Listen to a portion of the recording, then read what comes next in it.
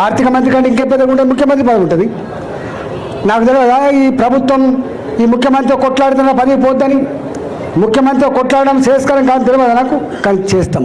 ఎందుకంటే మేము పెడుసు నుంచి వచ్చినాం కాబట్టి, ఆత్మగౌరవం కోసం కొట్లాడినాం కాబట్టి, అన్యాయాలకు అక్రమాలకు దుర్మార్గాలకు వ్యతిరేకంగా బరిగీసి కొట్లాడినాం కాబట్టి, పదవుల కోసం పెదవులు మూసుకోవద్దు కాబట్టి, గక్క ఆ కల్చర్ గుండెల్లో పెట్టుకున్నాం కాబట్టి మేము కొట్లాడితే సరే ఆయనకి ఏమనిపించిందో మనకు తీసేసాం. 2021 తీసేసాం. 2021లో తీసేసిన తర్వాత వందల సంఖ్యలో ఆనాడు నాయకులు మొట్టమొదటి పోయినాడు 5 లక్షలకు అమ్ముడు పోవచ్చు, తర్వాత లాస్ట్కు 2 కోట్లకు కూడా అమ్ముడు పోయిన ఉండొచ్చు. కానీ డబ్బులకు నాయకులు అమ్ముడు పోయినప్పటికి కూడా, దళిత బంధు డీడీలు ఇచ్చినప్పటికి కూడా, గొర్రెలకు డబ్బులు ఇచ్చినప్పటికి కూడా దాదాపుగా ఆనాడు 6 నెలల కాలం పాటు దేశ చరిత్రలో ఎక్కడ కూడా గన్ని రోజుల పాటు ఎన్నికల ప్రచారం చేయడం సాధ్యం కాదు దేశ చరిత్రలో. కానీ సాధ్యమైంది కేవలం హుజురాబాద్కు మాత్రమే. 6 నెలలు కొట్లాడినాం.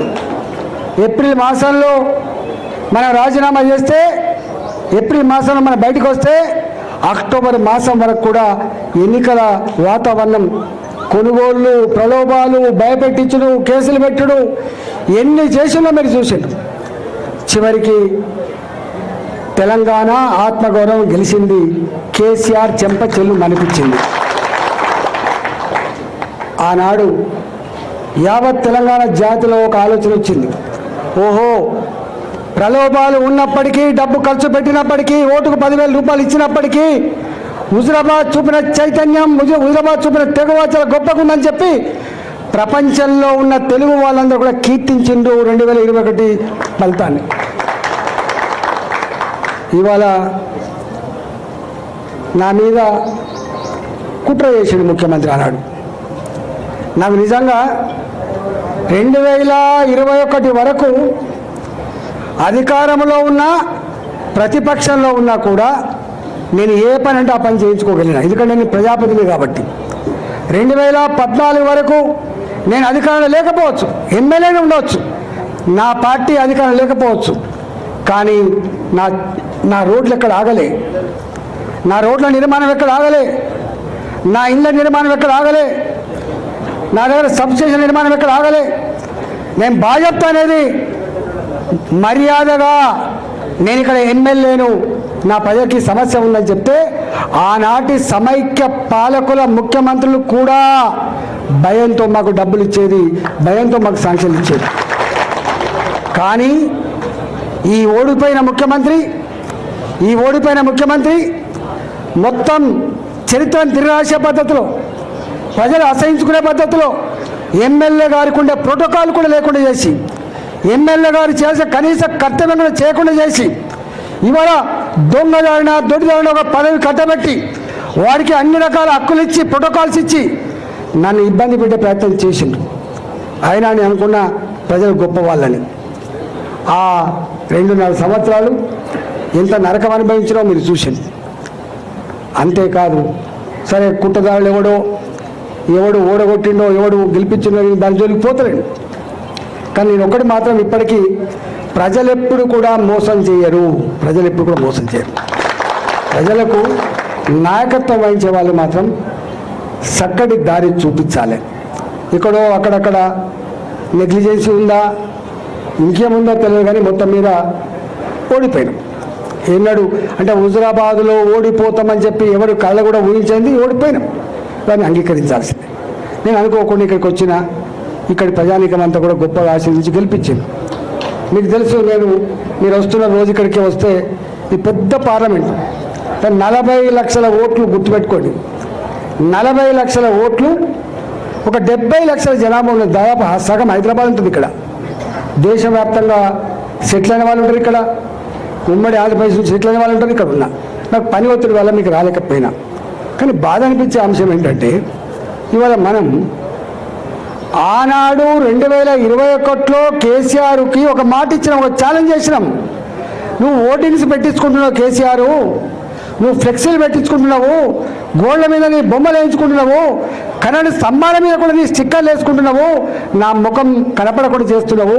కానీ నా ముఖం గా ఫ్లెక్సీల మీద లేదు కొడుక, నా ముఖం ఈ హోర్డింగ్ల మీద లేదు కొడుక, నా ముఖం ప్రజల గుండెల్లో ఉందని చెప్పిన. ప్రజల గుండెల్లో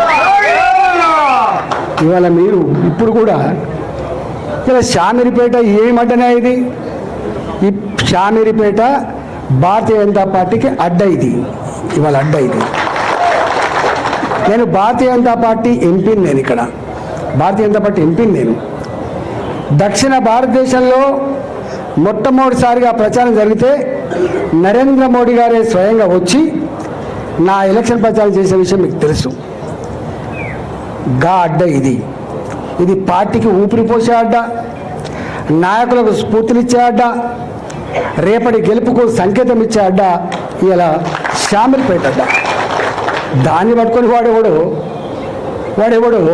వాడు సైకోనా, శాడిస్టా, వాడు మనిషా, పశువా, వాడు ఏ పార్టీలో ఉన్నాడు, వాడు ఎవరి అండతో ఆ ధైర్యం చేస్తున్నాడు, వాడిని నేర్చుకోవాలి. కానీ బీ కేర్ఫుల్ కొడుక, బీ కేర్ఫుల్. మేము శత్రువుతో కొట్లాడతాం, కానీ కడుపుల కత్తులు పెట్టుకొని కవలించుకునే సంస్కృతి మా రక్తం లేదు కొడుక, నా రక్తం లేదు. ఇవాళ మీరు ఎవడెవడు సోషల్ మీడియాలో పెడుతున్నారో, ఏమేమి రెచ్చగొడుతున్నారో, ఏమేమి చేస్తున్నారో మొత్తం పైకి పంపించే ప్రయత్నం చేస్తా. నేను అనుకుంటున్నా సంస్కారం ఉందని, సభ్యత ఉందని ఇట్లాంటి వాటిని అరికడతానని చెప్పి భావిస్తున్నా. అరికట్టకపోతే నష్టపోయేది ఎవరో అర్థం చేసుకోండి. మీరు నష్టం మాకు కాదు, మాకు ఏం తక్కువ ఉంది?